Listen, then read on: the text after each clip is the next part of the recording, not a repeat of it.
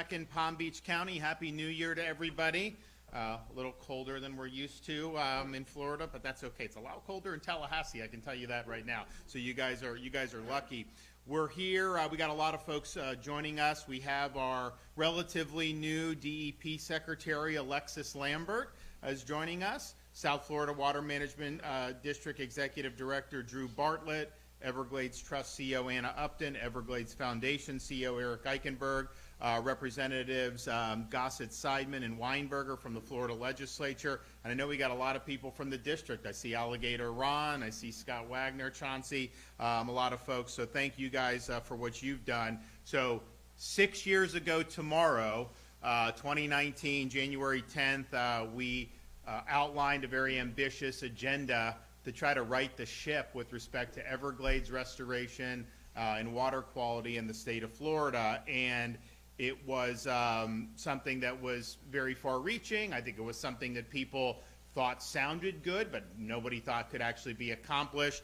And we basically never stopped ever since. So our goal at that time, and some of its policy, some of its resources, but our goal at the time was we were going to do $2.5 billion over the 4 years, which was $1 billion more than had been done over the previous 4 years. And we were able to not only meet that, but exceed it. And so we did $3.3 billion towards Everglades and water quality projects from 2019 to January of 2023. Then we came 2 years ago tomorrow. We doubled down on that and said we're going to do even more. And we said, okay, we said $2.5 billion the first 4 years. Now, obviously, you have to do more because of inflation. All these things cost so much more. But we said we're going to do $3.5 billion. And we basically almost accomplished that in just 2 years all by itself. So this has been really, really significant.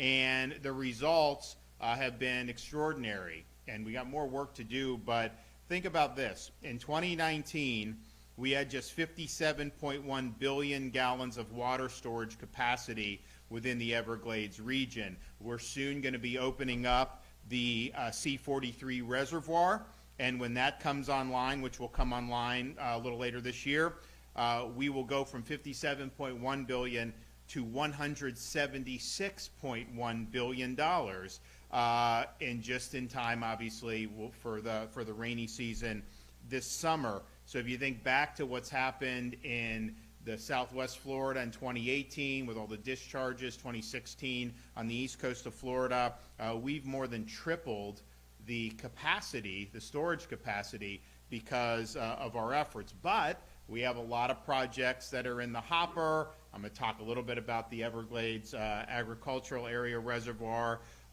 We will be able to get to over 330 billion gallons of water storage capacity. So that's really, really significant. It helps with being able to, yes, prevent some of the discharges. It helps with Everglades restoration, the timing and distribution of flows into Everglades National Park and Florida Bay. All this stuff is really, really significant. And so that's been a huge, huge achievement, and we're going to keep it going. Now, the nutrients that are in the water. So since 2019, we've reduced nutrients and the amount of in terms of harmful nutrients in South Florida's waterways by 727,000 pounds per year of nitrogen and almost 500,000 pounds per year of phosphorus. So that's really, really big time in terms of how much that would be. These help protect, obviously, the drinking water, quality of water headed south to the Everglades. We've also had many, many other projects that have been really, really significant. Several years ago, we completed the Old Tamiami Trail roadbed removal project. That was done 6 months ahead of schedule. That's allowed more water to flow south into Everglades National Park. Next year, additional projects will be completed. And so by next year, we will have, in this period, since I became governor, increased the flow of water south by almost 65%. And that's what people have been talking about.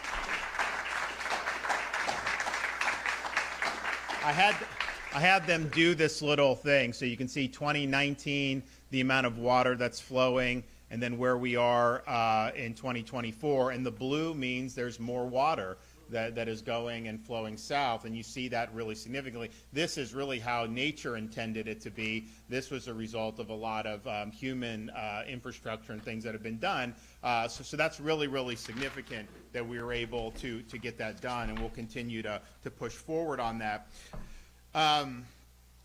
So if you look at all that, it's great, but, you know, what are some of the outstanding issues? And like I said, you know, there's more that we want to do from the state, but if you look at the things that need to be done, it's almost all the federal government that just simply does not work the way Florida works. We see that in other states don't work the way Florida works, obviously, with things that are in the news.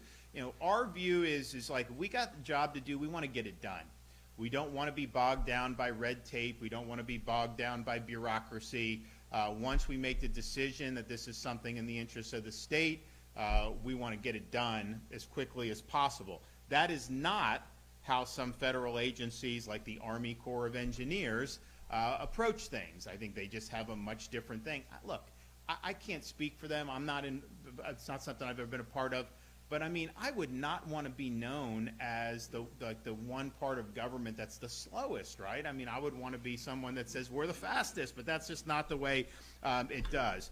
So over the last 4 years, you've seen delays by the Interior Department and the Army Corps of Engineers. That has hindered the efforts than what we do. So we're doing what we pledged to do. So, for example, the EAA Reservoir, very important reservoir south of Lake Okeechobee.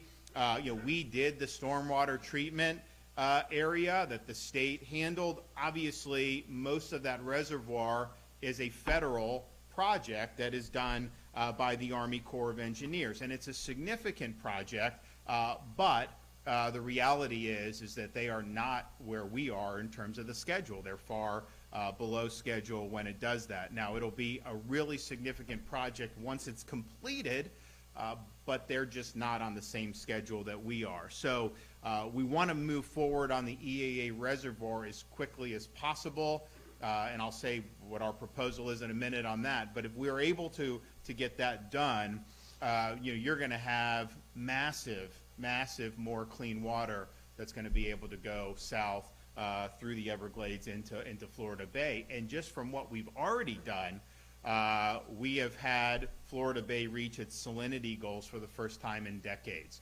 And a lot of people didn't think that was possible, so we were doing it. So we faced hurdles. If you look at the Comprehensive Everglade Restoration Plan, the SERP framework, it's supposed to be a 50-50 partnership between the state and the federal government, yet under my tenure, Florida has done the lion's share of the work in terms of these goals. I really believe with the incoming administration, working with President-elect Donald Trump, we will be able to put better feet forward. And so we are going to be asking that the federal government delegate to the states the ability to take the federal funding, and we will manage these projects, and we will execute these projects on behalf of the federal government, because Lord knows we'll do it a hell of a lot quicker than they will do it.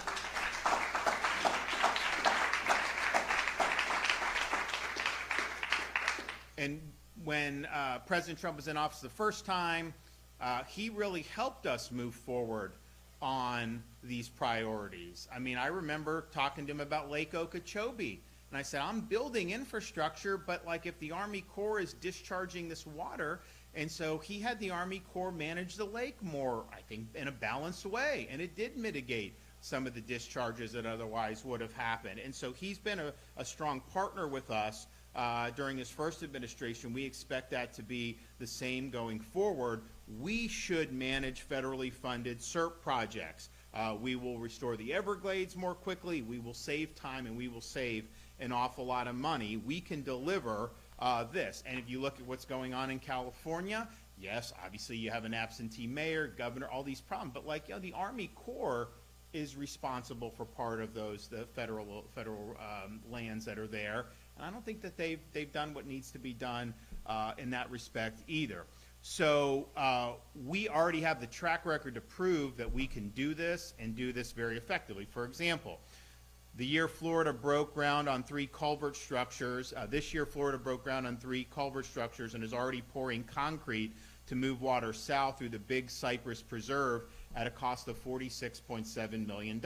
4 years ago, the Army Corps broke ground on 3 different culverts to move water into Everglades National Park, but has yet to pour any concrete for those culverts, and that project has cost $20 million more than Florida's, and that's prior to the record inflation that we've seen over the last several years. Another example is found on STAs, stormwater treatment areas. These are important components to the regional water system to ensure the cleanliness and removal of harmful nutrients from stormwater runoff.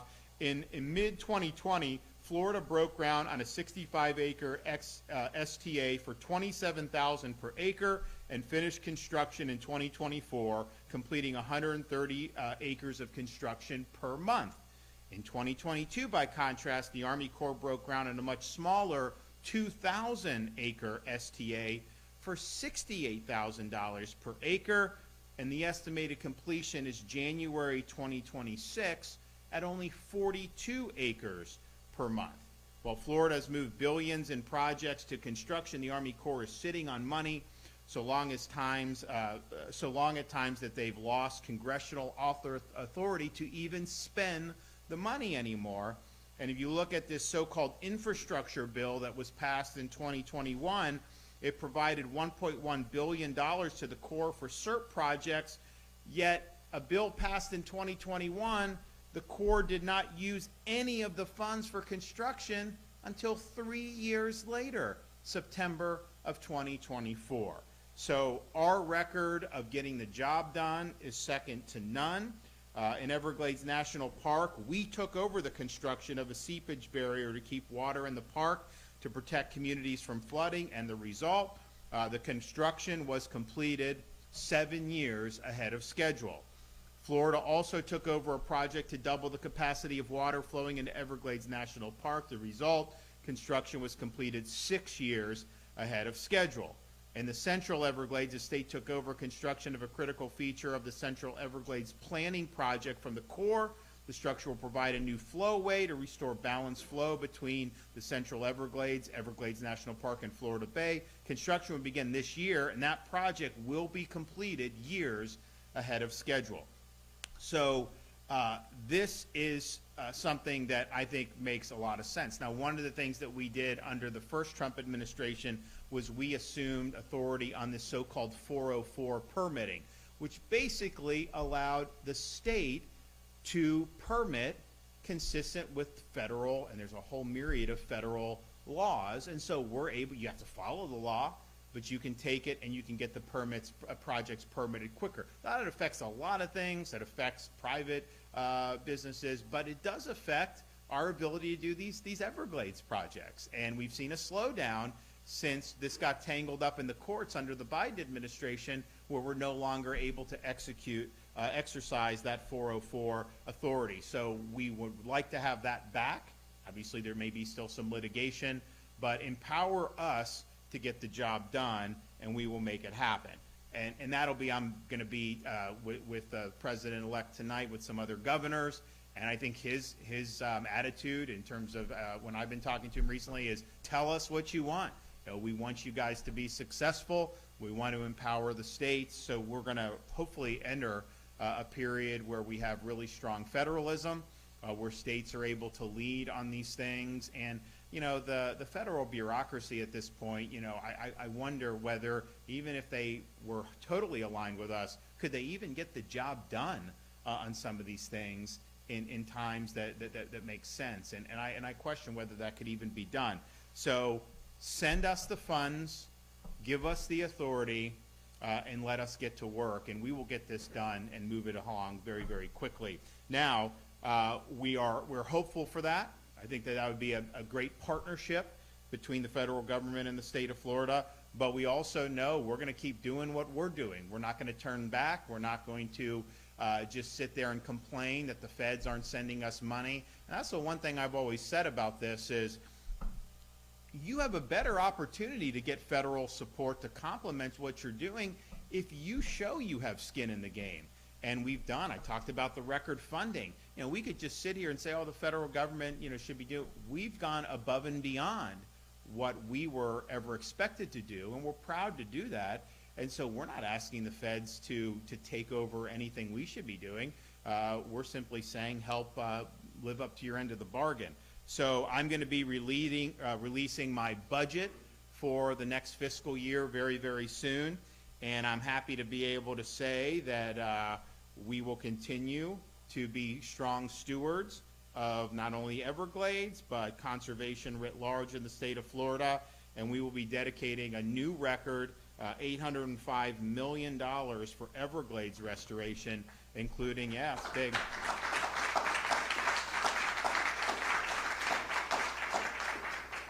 We will also continue to recommend funding for water quality projects across the state, including funding to clean water along the Kissimmee River before it reaches Lake Okeechobee, which is something that's very practical. And a lot of the nutrients that got into Lake Okeechobee that would end up in the St. Lucie or the Caloosahatchee in prior years, a lot of those nutrients were coming from Central Florida and, Disney World and all this other stuff. And so being able to head that off really, really makes a lot of sense. So we're looking forward to January 20th. We think that there's a whole host of issues that we're going to be able to work very constructively with the second Trump administration on, and particularly when it comes to these really, really important restoration efforts. This is the largest restoration anywhere in the country by far. And we've had a lot of people that have been working a lot of hard on it. Obviously, we got our board members here from South Florida Water Management District. We've had a lot of great partners in the Florida legislature.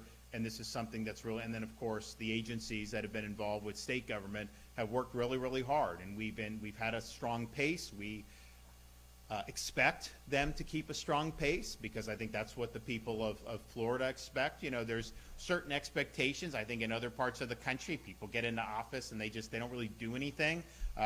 For us, it's like, okay, you're here, you have limited time, make the most of it, leave a legacy, get things done. And we have a great, I think, can-do spirit here in the state of Florida. So really, really significant to be here almost 6 years to the day after we initially launched this really, really bold agenda. We've delivered on those promises and actually over-delivered on the promises because we've been able to secure way more funding than anyone thought was reasonable or possible at the time. And we've been able to move these projects forward in really, really significant fashion. So thanks to everybody that's been involved. I think we're going to have another great year working with the legislature to advance these priorities in terms of the budget.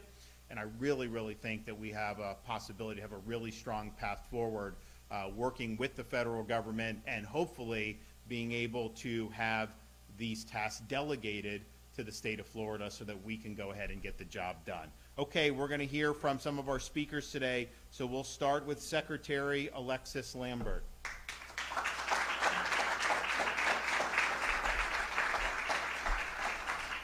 Good morning. Thank you, Governor. I'm Alexis Lambert, and I have the privilege of serving as the Secretary for the Florida Department of Environmental Protection.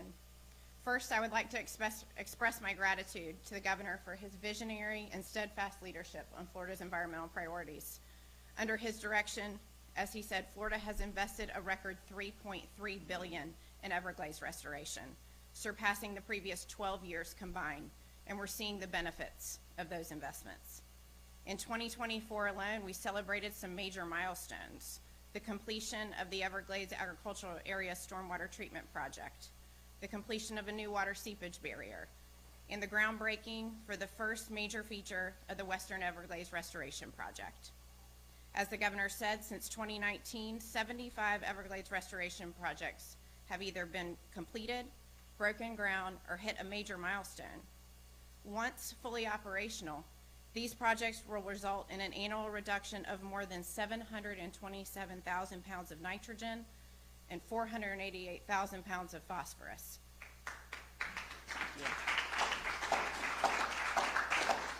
By the end of the year, we will have tripled South Florida's water storage capacity to 176 billion gallons.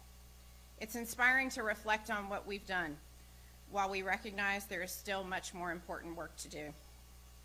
As Secretary of DEP, my role is to help safeguard Florida's natural resources and ensure taxpayer dollars are wisely invested. Funding is critical, but efficiency and expertise are equally important.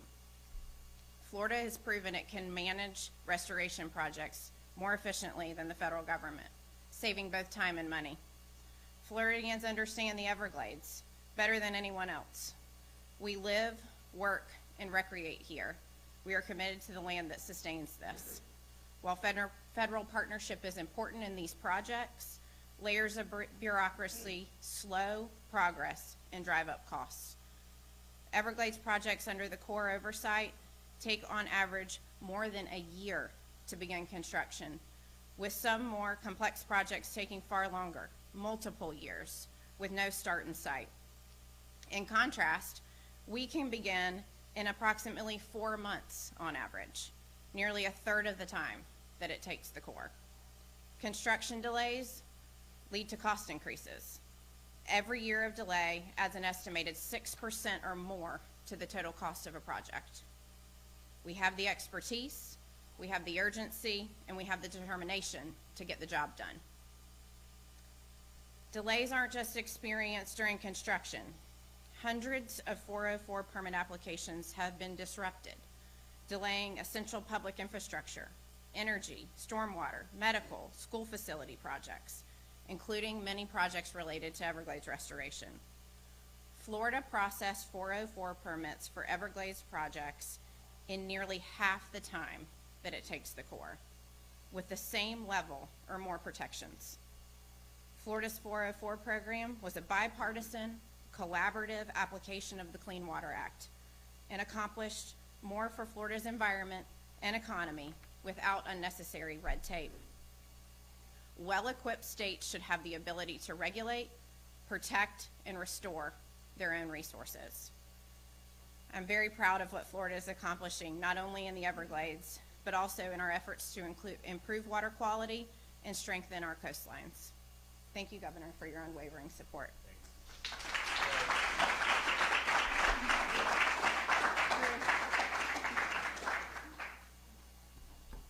Thank you, Secretary. I'm Drew Bartlett, Executive Director of the South Florida Water Management District. Governor, when you took office 6 years ago, you did some bold moves, and you haven't lost a step. You are continuing to be bold, and that was the word we've used ever since. So 6 years ago, an executive order was issued that said we're going to achieve more now for Everglades restoration. And then he put in this awesome governing board that made their very first decision, which was also awesome in hiring me, personal opinion.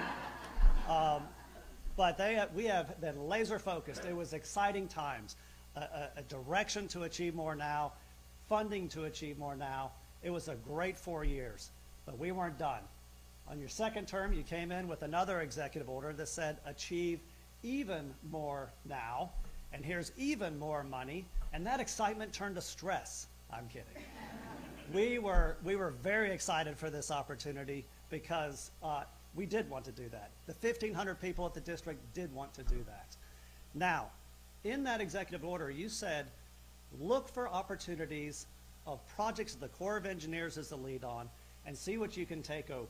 Because we want to send more water south, we want to protect lake levels in Lake Okeechobee and prevent discharges, and we want to protect the Indian River Lagoon. So we did that. We took over a massive reservoir in St. Lucie County to protect the Indian River Lagoon. We're ready to start construction. We're also waiting on a federal permit. We took over the pump station for the EAA reservoir. That's got to be done for that reservoir to work. We took over a structure, this last board meeting in December, we took over a structure to further uncork Tamiami Trail and get water to Florida Bay. That wasn't scheduled to start until 2027. We'll start this year. And then for Lake Okeechobee and the estuary discharges, Northern Storage has been on the Corps' docket since 2016 trying to get it authorized by Congress. We took over a massive above-ground reservoir project, started planning right after your executive order, and that got authorized in 2022. The Corps schedule is 2028 for that. So we did it in 2 years. So this is stuff we're doing. We are a nimble organization. The state can get things done, and we're seeing the results. The governor showed you how much more water we're sending south. We haven't had a lost summer, right? We've been managing the lake. The estuary discharges from the lake are greatly reduced. It's as great times. We are in a golden age of Everglades restoration as we sit here right now. But it's not just environmental restoration. This is resiliency. This is preparing Florida for the future. It is keeping water in our system for not only the environment, but for people. So it's important to get it done now. It's important to get it done expeditiously. And so the 1,500 people at the South Florida Water Management District appreciate your leadership. We appreciate the leadership of the legislature of getting us the money, because we're delivering and we're getting the job done, and we're very excited about it. Thank you, Governor. Thanks.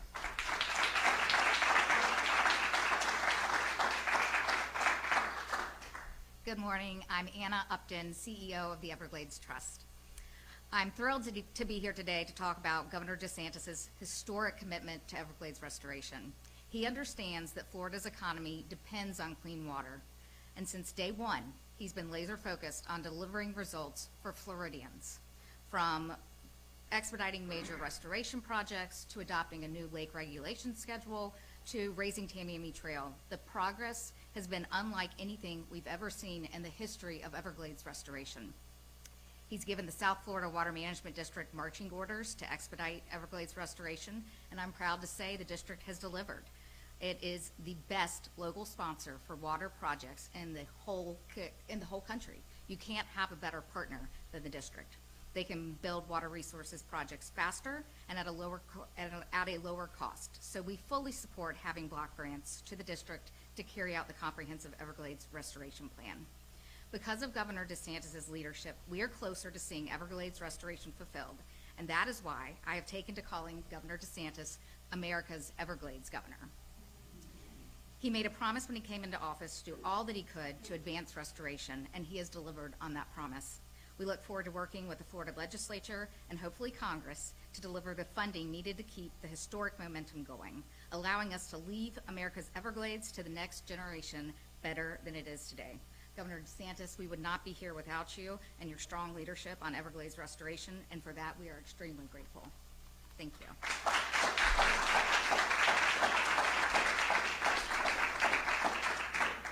Well, we appreciate everybody's involvement. We are hopeful that we are going to be empowered to really take on more responsibility over these issues. I think that we have a great track record of delivering projects in very quick time, and when someone is not doing well, we get rid of the contractor and we figure out what needs to go going forward. Another area we're going to ask for some additional authority.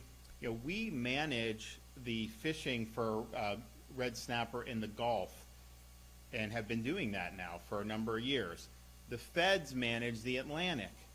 We do like I just did 102 days of red snapper, Gulf red snapper. The federal government does 2 days in the Atlantic, yet the supply in the Gulf is abundant, fishermen are doing well, everything's going well, and yet they're doing this. They don't have accurate data. You talk to the fishermen, they see all the fish there, and the federal government says there's no fish there. So we would be able to manage that, I think, in a much better way. And I think we'd be able to expand opportunities for folks to enjoy the outdoors and enjoy some of these pastimes. So we're anytime we can take responsibility to be able to do some of these things, we're going to be doing it, and I think we're going to have opportunities to be empowered. We weren't really empowered over the last 4 years. We had a lot of roadblocks thrown in our way for a variety of issues, even some of these issues where you'd think that there would be strong support across any type of partisan stuff. It just tended not to work that way. So hopefully we're going to see a lot of good stuff coming up here in a couple weeks, and Florida will be ready, and we'll execute, and we will get the job done. Okay, anybody have any questions? All right, well, let's get it done. God bless everybody. Good to see ya.